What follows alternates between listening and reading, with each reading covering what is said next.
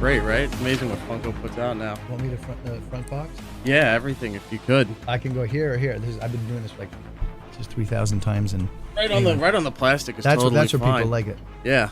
So while you do that, we can talk because we don't have much time. Yes. So we got to run through everything, Let's which do it. I hate, and we're not in the studio that we usually use. I know.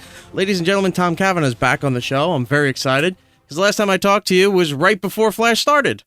That's right. And now look at us. Now we're right here when season 2 is about the end. Yeah.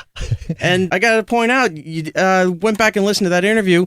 Very good at not telling me much, even though I was really prying. And I was like, wow, I was about 8 out of 10 correct on what I was asking you. I remember that whole thing. And I remember that you had really kind of, you had the inner lane there. You know what I mean? I mean, you were like, I was like, and you know. And you were smiling very Cheshire Cat-like. So I'm like, all right, he can't answer that. I know. I think I got my answer. Well, because now we're coursing towards the season finale and the second one. And, the thing is, like, all I hear all the time is, who's the man in the iron mask? Right. Do you know what I mean? For those people that, don't know the Flash, we got a guy in an iron mask. Yeah. But the truth is this, is like, in the season 1 finale, when as the Reverse Flash, I'm about to kill Barry and everybody, right, and like end the show because you can't really do the Flash without the Flash. The way that they countered that was having someone in my bloodline shoot himself and kill the whole bloodline. Pretty smart, right? And so in this, almost Back to the Future, like. Yeah, exactly right. And I thought that was intelligent because I think the genius of it was maybe the intelligence of it. Let's just say was the fact that you didn't see it coming. Clearly that the Flash has to win ultimately, or you can't do a television show called The Flash. You could. It'd just be really boring. It'd just be a really boring show. It's just like, King Shark's running amok again. Tune into not the Flash. It's just not as good, right? But the way that they came, it was unexpected. It was a twist that you didn't see coming. And I feel like in this second season, we've got a lot of the same. I think so many twists in the second season. I think people are not going to be disappointed when we unveil our season 2 finale, and not just because of the Iron Mask, but also because of a few other things, which I'm not going to say here. Well, all right, so let's see if I can get you to say some of these things. Go. You're not going to, but good luck. I know everybody, the Iron Mask, if you're not following the show, I'm not going to explain that point. You have 2 seasons available on demand and Amazon, any place you can get it, you can catch up and enjoy this. But let's just go with one of the twists being Jay Garrick, who's the Earth 2 Flash, who turns out also to be Zoom, but had a doppelganger on Earth, so that's 3 of him. Hunter Zolman, yeah. Yeah, so there's 3 of him At least there. 3 of him. Right, there's at least 3 of him. So, possibility, there could be another version of him in the Iron Mask. My thought is that it could be a 3rd version of Barry, knowing that there's a 3rd version of Jay. So, a 3rd version of Barry could be in the mask there. Could be you, because since you're playing a million characters throughout the whole show here, which, by the way... We've already seen me as the Reverse Flash and, the 2 versions of the Reverse Flash. Right. And I play like another 19 Harrison Wells. Yeah. But which, by the way, you should win some kind of Best Supporting Actor for doing all of this. I don't know why, I'm not winning all the, like, why am I not winning all these awards? This is really weird. That's I think the big question that we need to get to. This goes back to my bias of that they really were they had something against Ed, and it's just followed you ever since. Or maybe there's more talented people out there. Have you ever considered that? No, that's not true at all. That's not true at all. Any man who could... There might be. I might have a case here in a court of law, but I'm not going to argue against myself. Any man who starts his law firm at Stucky's Bowling Alley is all right with me. That's the kind of guy I want to hire. Yeah, exactly right. Me too, by the way. So you're playing all these different characters. We don't know who the Iron Mask guy is. We know Jay Garrick is the Flash, is also Zoom. Is there a potential for Reverse Flash to actually be in the same room with Zoom at the same time? Is Reverse Flash faster than Zoom? Reverse Flash is faster than everyone and has a better voice. Right. Because he talks like this. I know. But I'll get to that in a second, too. I want to talk about the voice. Yeah. And is there a possibility? We have not seen Reverse Flash. Here's my answer to whether there's a. Here's my answer to that question. I think the best thing to say is this: of course. Okay, good. Of course, there's a possibility. Anything can happen in a superhero show. Right. That's all I'm going to say right now. So I guess the follow up shouldn't be will we. You can try. Okay, will we? I don't know. All right. You mentioned the voice there. I was going to ask. Harrison Wells from Earth 2 was not the same as Harrison Wells from Earth 1, especially with the voice. Harrison Wells from Earth 2 is doing the Christian Bale Batman kind of thing going on. It's very gravelly, very stressed, very... First off, Harrison Wells from Earth 1 wasn't even Harrison Wells. Right. Right. And so that was a cover. And the nice thing about playing that role is he seemed like the greatest guy, a mentor, a protector that was actually the baddest dude in the multiverse. And this version is a malcontent bitch. You know, he's upset, no social graces, wants what he wants, and doesn't. If people are getting in the way, then he just doesn't care to be kind or generous to them. He's going to get what he wants. Right. Underneath all that antagonism is a guy who seems to do the right thing more often than not.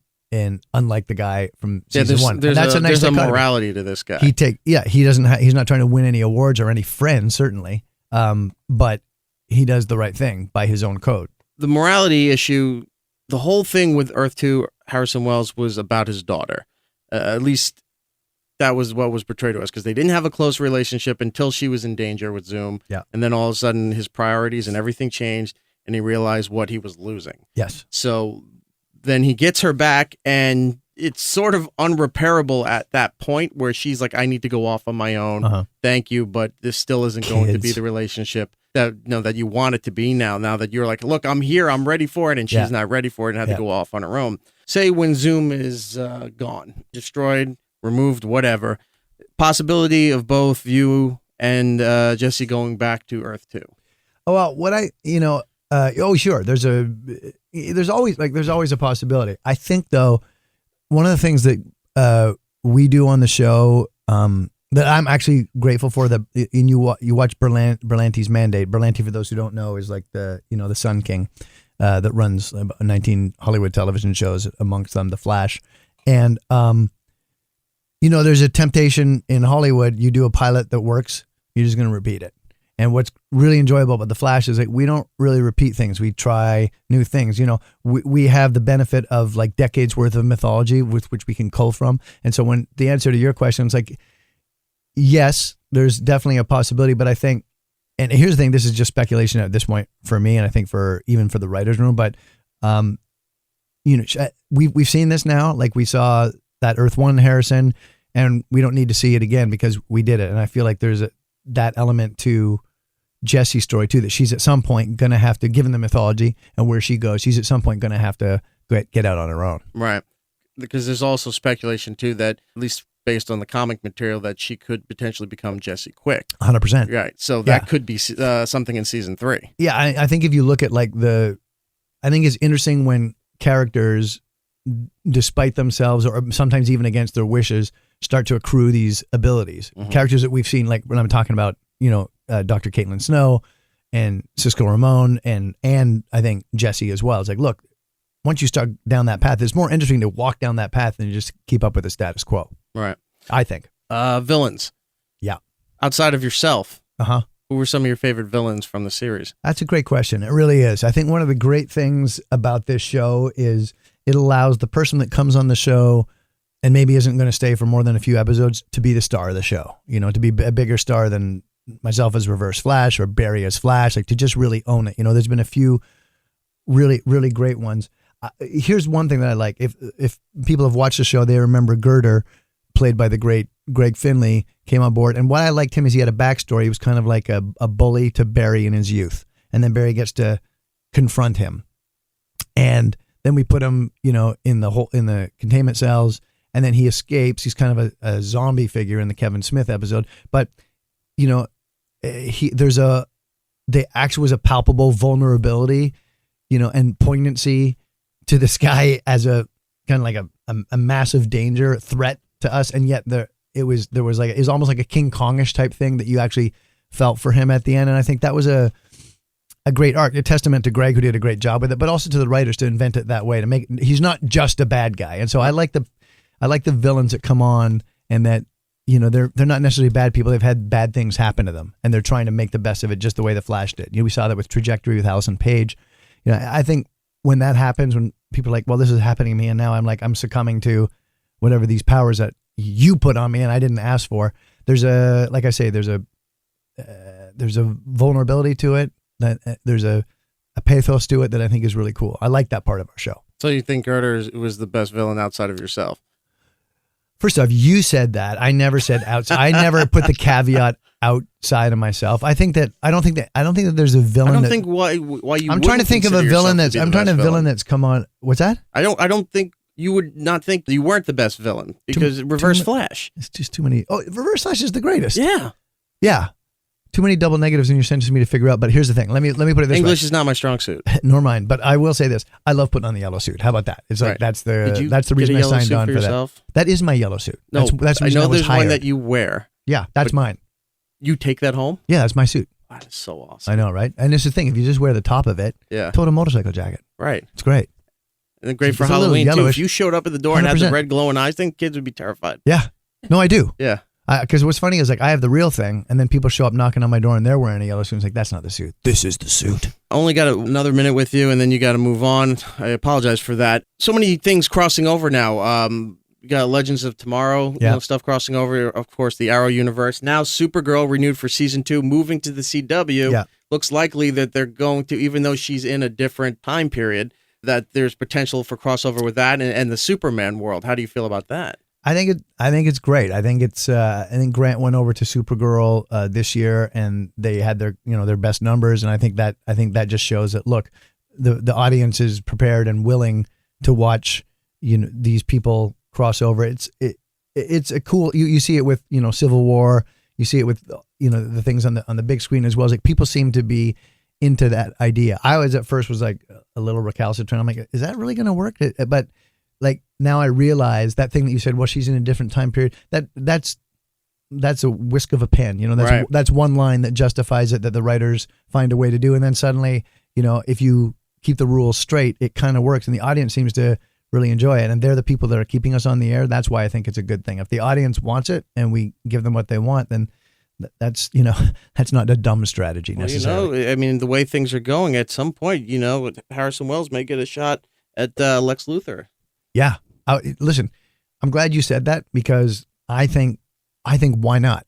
Like, why would you not have these two guys take a swing at each other? You know what I mean? Yeah, why wouldn't you? The intelligence and the ego are on par. Well, the ego is on par. I don't know about the intelligence. I don't know how smart Luthor is, really. A lesson before we go. Everybody wants Harrison Wells to fix everything and to do something, but the second you do it, everyone's yelling, no, stop, you can't do that. I know. And then you have the coolest weaponry, and when the arsenal is tremendous. When shit goes down, you come out with the coolest stuff and you go to use it, and everyone's telling you to stop, no, don't shoot this stuff. It's like, why do you bother helping these people? They come after you and say, you need to fix this. You need to get Barry back. You need to help Cisco. You need to do all these things. And the second you go to do it and you're ready to do it, everyone's like, no, we can't do that. That's horrific. How dare you even come up with that idea? There's a Monty Python line from the Holy Grail, which is always one of my favorites, where the man, Cleese slaughters everyone in the castle, just slaughters them with a broadsword on his way to a rescue. And then it was Castle Anthrax, right? Exactly right. He comes back downstairs and everyone's been killed and they're like mad at him. He's like, and the king steps in and is like, well, let's not bicker over who killed who.